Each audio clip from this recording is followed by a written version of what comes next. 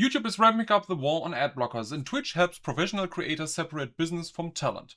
Welcome to the Creator News, covering everything you need to know this week as a creator.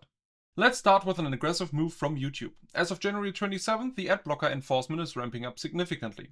Users with popular blockers will likely see an error message saying, "This content isn't available."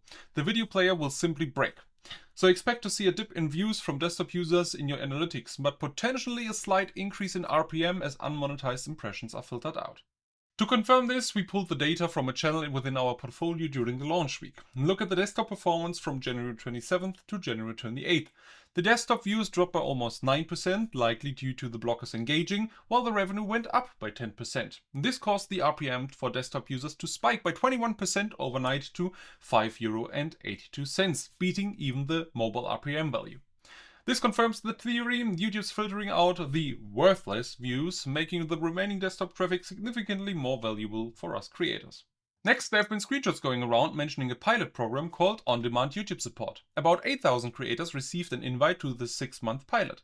It offers direct access to a YouTube team via a dedicated email alias, promising help with policy, monetization, and even channel guidance with a 1-day response time. This raises the question though, is YouTube testing a premium support tier? Given the expertise of normal creator support and also the depth partner managers or strategic partner managers have, you already know there's only one way. If you want actual premium support, meaning a team that proactively checks your channel for compliance risks before you upload and helps you build a sustainable business strategy, an external workforce team at YouTube won't save you. For that level of strategic support, there's only one email address you need to know, and that is team@kwmedia. If you need a support partner, not just a ticket number, reach out to us. Going forward, we are planning to broaden our scope to cover the entire creator ecosystem, so let's look beyond the red platform.